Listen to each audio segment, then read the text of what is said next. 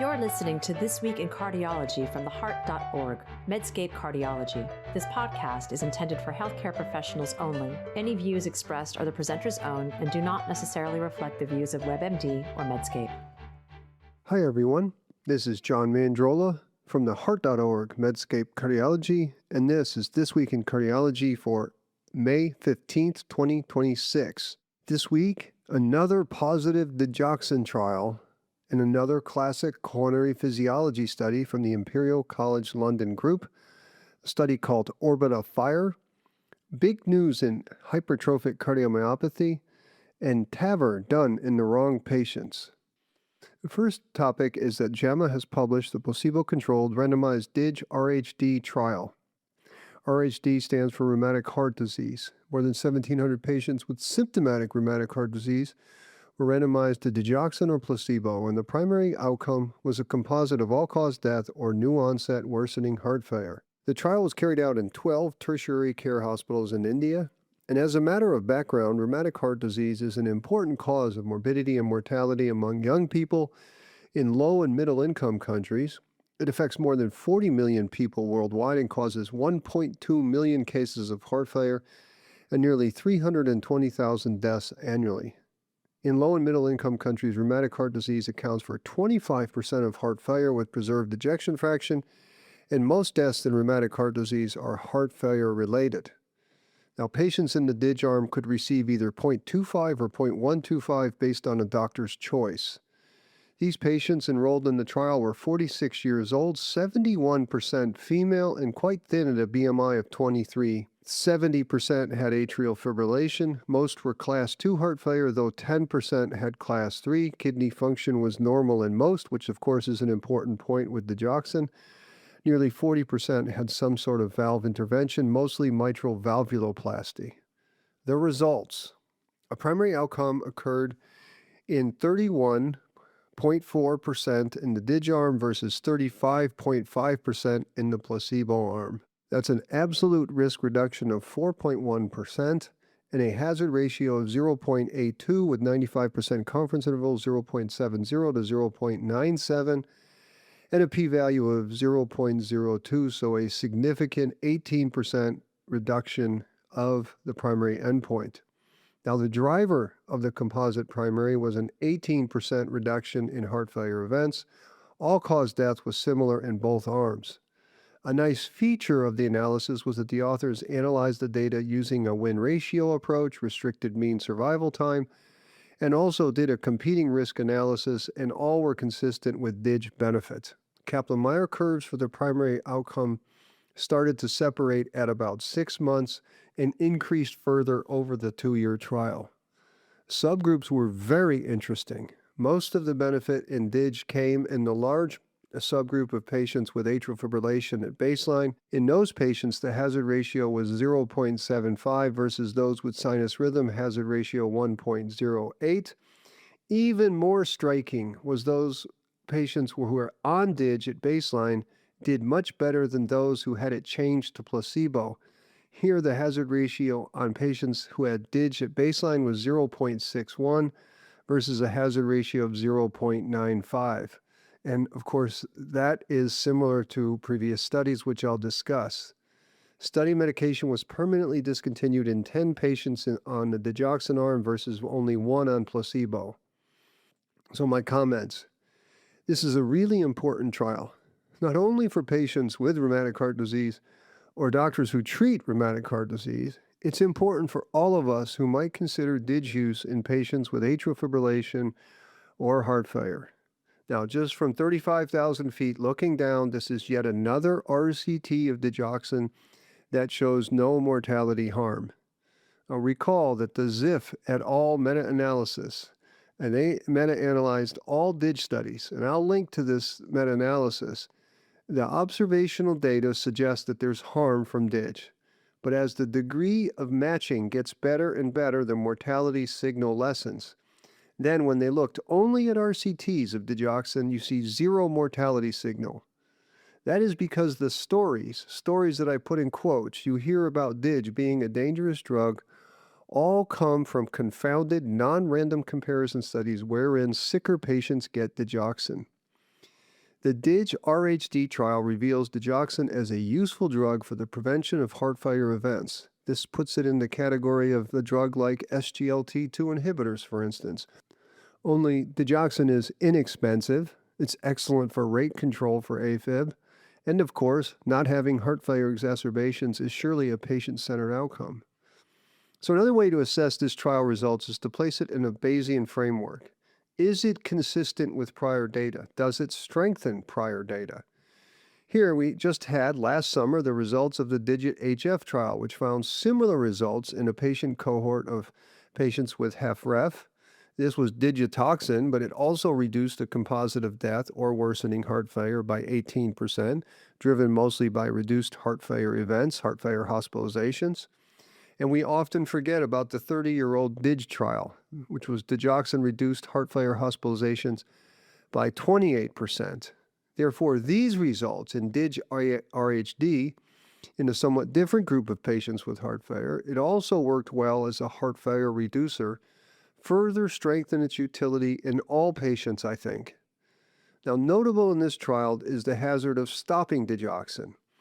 We know from the Milton Packer RADIANT study, published in 1993, that digoxin withdrawal was associated with a nearly 6 times higher risk of worsening heart failure. So the subgroup finding in this trial, where patients who were on DIG did much better in the DIG arm versus having their DIG changed to placebo, recapitulates the old RADIANT data. So telling clinicians, I think, to be very careful about stopping DIG in patients with heart failure.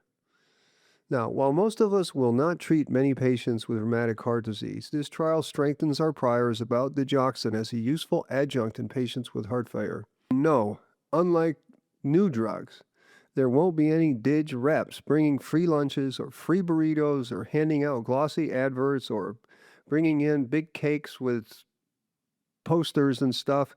But if we are smart clinicians, we won't shy away from the skillful, careful use of digoxin in our patients with heart failure, especially when they have atrial fibrillation.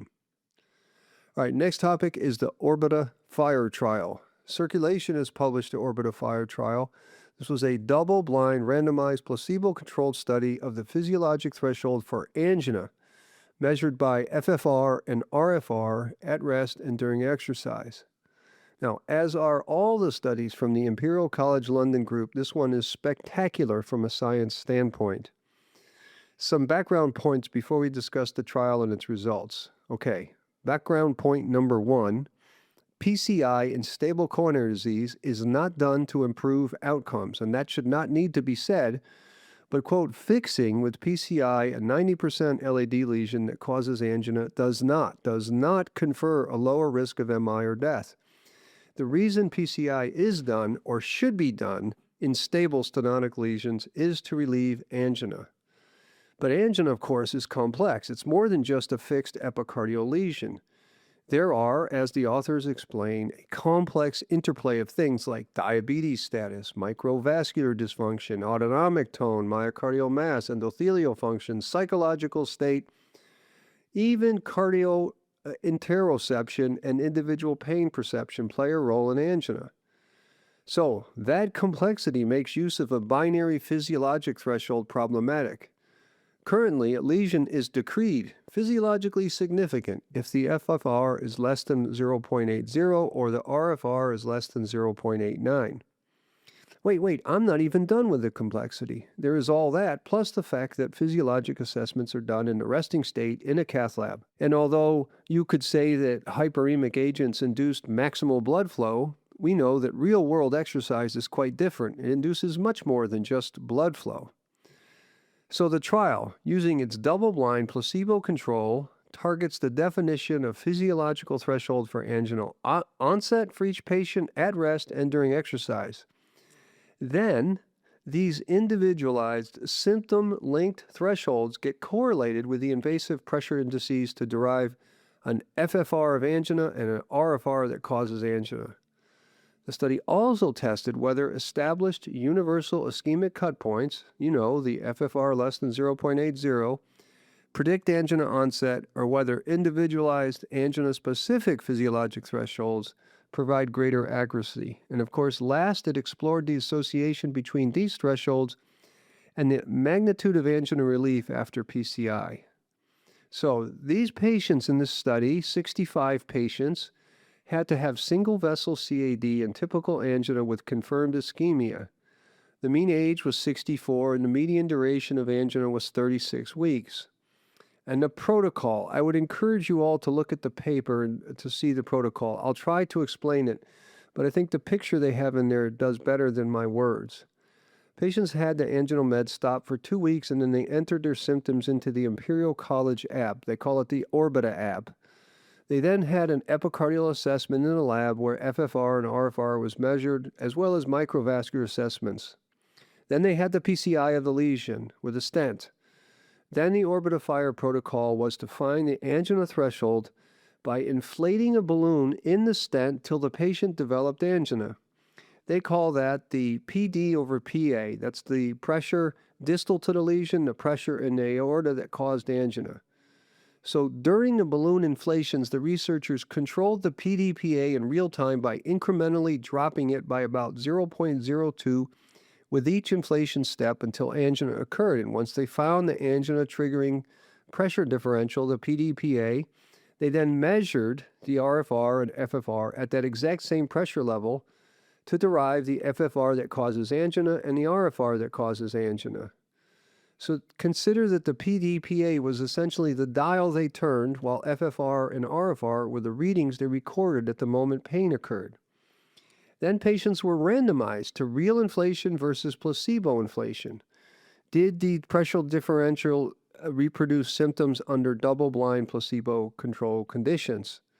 The protocol was then performed at 3 levels of cardiac workload. They brought bikes into the cath lab, and randomization was to determine the order of the exercise. Did you start rest, low level, and high level, or could you start with any level of exercise?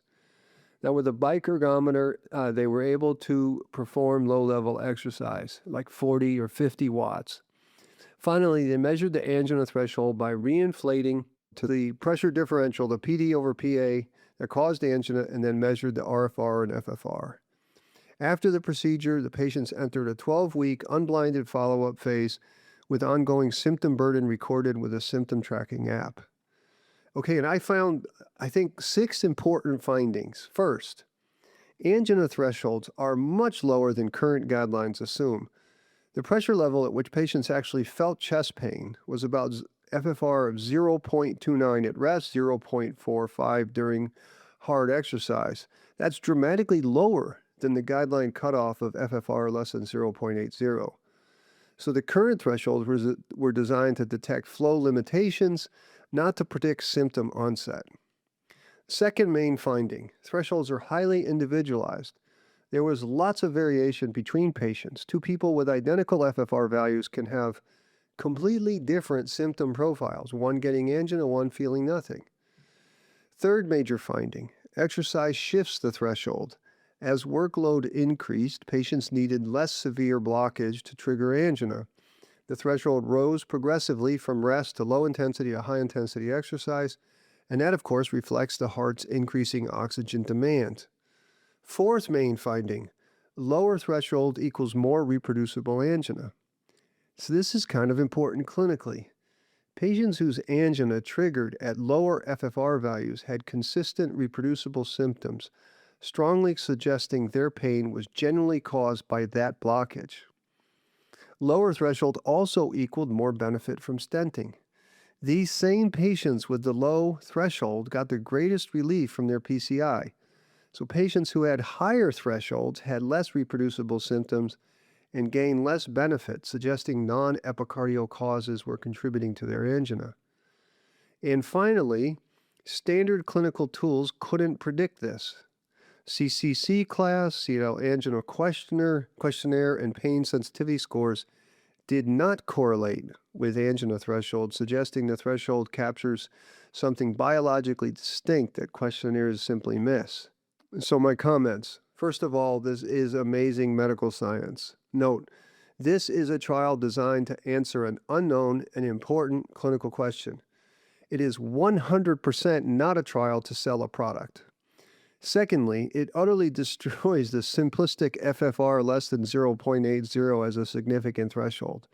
That threshold is nice for guidelines. It's nice for trial design. It's even nicer for reimbursement. But this implies a universal tipping point for angina. But this data crushes that idea. This data comports with two other curious observations, and the authors discuss this in their discussion section. One observation from ORBITA-2, where more than half of patients who had blinded PCI remained symptomatic, and also from ischemia, where 1/3 of patients were asymptomatic despite having severe ischemia.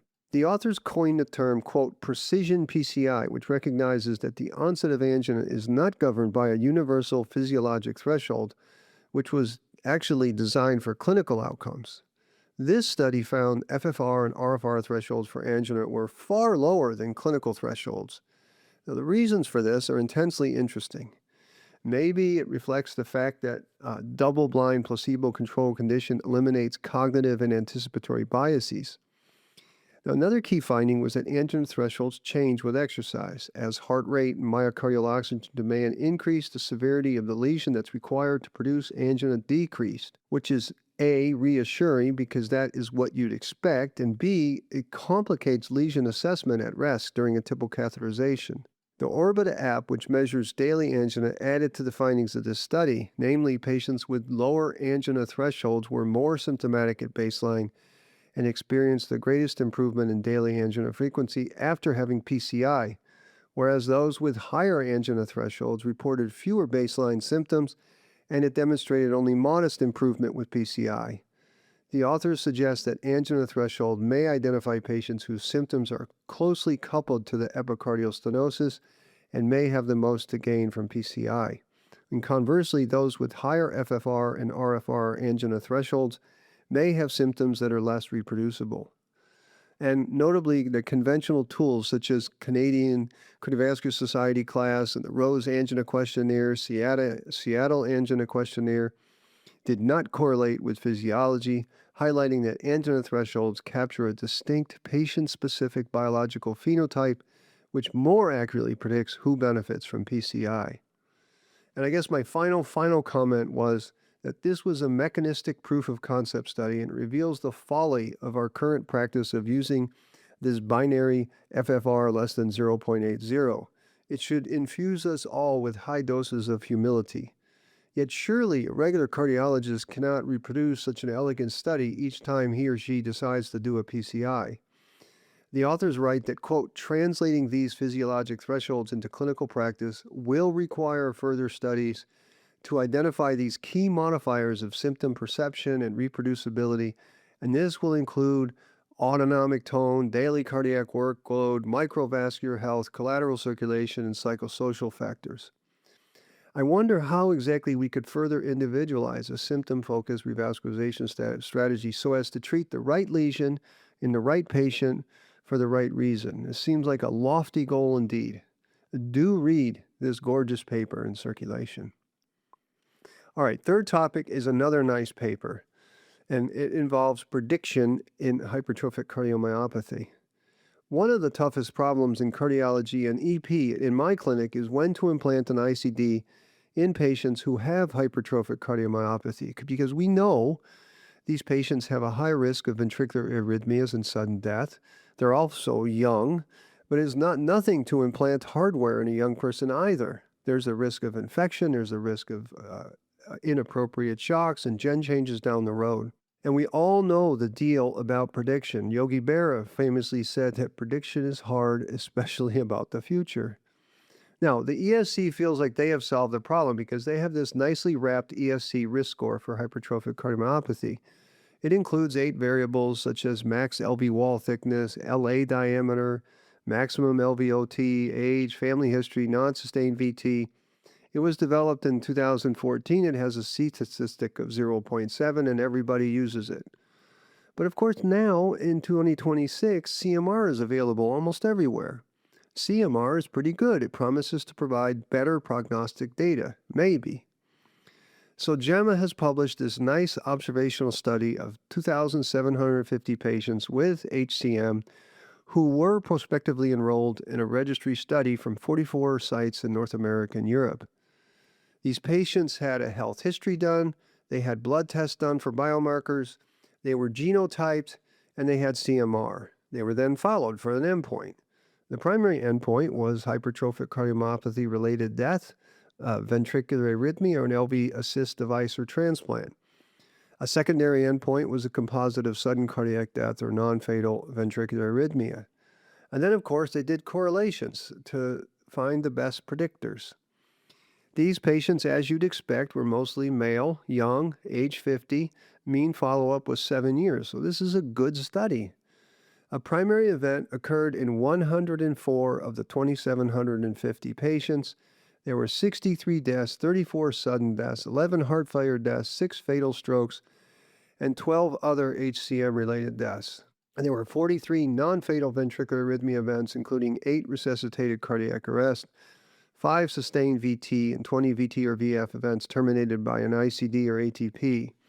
And there were 10 heart transplants. And the statistical model found, and these are the main findings, that if you had LG% of LV mass, the hazard ratio was up 86%, 1.86 per 10 unit increase of LGE percent.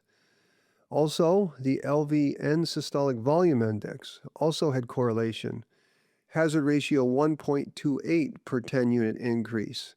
LV mass index a little bit less, hazard ratio 1.09 per 10 unit increase. A history of heart failure was highly significant. The hazard ratio there was 2.9.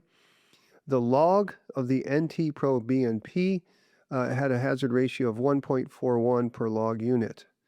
Now, for sudden cardiac death, VA prediction in the 69 patients, the C-index was 0.76 for LG percent of LV mass, LVEF, and NT-proBNP. So a C-index of 0.76 is pretty darn good. So some notable thresholds and nuances. LGE percent greater than or equal to 9% of LV mass significantly increased event rates. Notably, this is lower than the 15% threshold that's in the current AHA-ACC guidelines, and it aligns with a recent meta-analysis that they quoted suggesting approximately 10% is the optimal cutoff. LV mass index outperformed maximal wall thickness, and of course that highlights the value of three-dimensional volume measurements rather than just the two-dimensional LV wall thickness. Interesting, pathogenic sarcomere variants, family history, syncope, and apical aneurysms were not independent predictors in this model, likely because they exert their risks through LV mass and LGE. Most interesting is that the ESC risk score was not independently predictive once CMR variables were included. Interstitial fibrosis, extracellular volume by T1 mapping, was also not predictive. So my comments, this is very nice data. Of course, almost everybody has CMR. CMR identifies scar, and we know that scar plausibly sets the stage for VT due to reentry. I was struck by the poor performance of the ESC risk score in this paper. Yet we have to be humble about all of this. This seems good, right? C statistic 0.76. However, there was plenty of missing data in this data set. 1 in 5 patients also had disease-modifying therapy like myectomy or alcohol septal ablation, and we don't know how that would affect things. And the other problem I have clinically, just at the bedside, is what happens if the LGE percent is 8%? That's close to 9, and if the patient is young, you don't want to miss an SCD. Also, remember, we're dealing mostly with relative risks in this paper. There were 2,750 patients in the registry, and there were 104 primary events. That's 3.7%, which means that 96% of these patients did not have an event. Still, though, when you consider who we historically have implanted ICDs in, who are these patients? They're older patients with ischemic and non-ischemic heart failure with reduced ejection fraction. I actually think we should be more aggressive in young people with HCM, and certainly if there's a lot of scar. And of course, if you implant an ICD in such a patient, you should use a high-energy device and a single coil lead. Some might consider subcutaneous devices, but I'm quite skeptical of those given the problems with the Praetorian trial that have been identified in the past. And I would recommend you read the letters to the New England Journal of Medicine editor to understand the problems with Praetorian. All right, finally, TAVI trends in young patients. Circ Intervention has published a temporal trend paper looking at TAVI use in adults less than age 65. It's a provocative paper because guidelines say that young patients with isolated AS should have SAVR, surgical aortic valve replacement, as long as they are not at high surgical risk. Yet, come on, patients faced with this decision are going to favor TAVI due to the shorter recovery. And indeed, some observational studies have shown alarming rates of TAVI being done in these young patients. Well, the University of Vermont group, they used a large national database that included nearly all U.S. academic hospitals. And the data was assessed between 2016 and 2024. They excluded patients with a prior aortic valve replacement or who had pure AI and or infective endocarditis and their findings. They had 34,500 patients who were under the age of 65 who underwent aortic valve replacement during 2016 and 2024. 29% underwent TAVR, mean age 61. 32% underwent isolated SAVR, mean age 58. 38% underwent concomitant SAVR, mean age 59. And about 2% had a Ross procedure, and these were very young patients at 40. So among the concomitant SAVR group, it was ascending aortic surgery was the most commonly performed concomitant procedure, followed by CABG and mitral valve surgery, tricuspid valve surgery, and surgical maze. Now, some other findings. There was a greater than twofold increase in the absolute number of TAVR procedures in patients aged less than 65 over this time period. TAVR volumes increased significantly with a median annual increase of 90 cases per year, and the increase in TAVR was accompanied by a corresponding decline in isolated SAVR. Concomitant SAVR was the most prevalent aortic valve intervention for patients under 65, with no significant change in volume over the study period. And as a proportion of all AVR procedures, TAVR utilization increased from 2016 to 2020. Get this, it went from 16% to 37% of all AVR procedures, but there was then a trend reversal, slight trend reversal from 2020 to 2024. It went from 37% to 29%. There was a decline in isolated SAVR utilization from 44% to 27% over the time period. Let me also add to this academic paper finding a report from the Wall Street Journal on TAVR procedures that went bad. And the piece was dated April 23rd, and its title was, quote, "A breakthrough heart procedure comes with risky trade-offs." And the subtext in Wall Street was, quote, "A minimally invasive alternative to open heart surgery is gaining popularity, but some find your new valves don't work as well or last as long as they hoped." Now, the article, in typical journalistic fashion, chronicled the number of patients under the age of 65 who had TAVR that did not do well. In some cases, the valve did not last long, and they had to have risky surgical removal and then a surgical aortic valve replacement.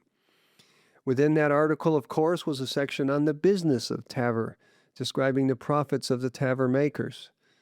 For instance, the chief medical scientist of Edwards Life Sciences was quoted as saying, quote, "Patients under age 65 who get TAVR are a small subset and include people with other health conditions like prior cancer or radiation that make surgery not possible or optimal." Well, based on what I just told you, I'm not so sure that that's happening or if that's correct, given this research letter. TAVR volume increased to 37%, not a small subset, and only decreased to 29% in 2024. So that's 1 in 3 young patients are getting isolated TAVR instead of SAVR, which is a lot. Now, I know I sound like a broken record, but I will repeat, TAVR has been an amazing discovery. It serves a great role in older, higher surgical risk patients, but its application to younger patients is far less wise. You'd think a proper heart team, where all participants, including surgeons who played an equal role, would prevent low-risk young people from getting isolated TAVR. But the complexity of human behavior in the setting of profit motive and in the setting where cardiologists control the patients and they control surgical referral makes the heart team less than what it should be on paper, I think. My take is, come on, there's plenty of people to do TAVR on that are ideal for TAVR. We should do it in those patients. In younger people with lower risk, we should stay with the standard surgical aortic valve replacement. That is, until we have longer-term data suggest true equivalence. And I'm not sure the longer-term data is turning that good for TAVR, especially in these younger patients. All right, so that's it for this week in cardiology. As always, I'm grateful that you listen. Thank you. And remember, if you like this podcast, take the time to give us a rating on your app. Write us a review. If you don't agree with something I said, let me know. Until next week, this is John Mandrola from the Heart.org Medscape Cardiology. You're listening to This Week in Cardiology from the Heart.org Medscape Cardiology. This podcast is intended for healthcare professionals only. Any views expressed are the presenter's own and do not necessarily reflect the views of WebMD or Medscape.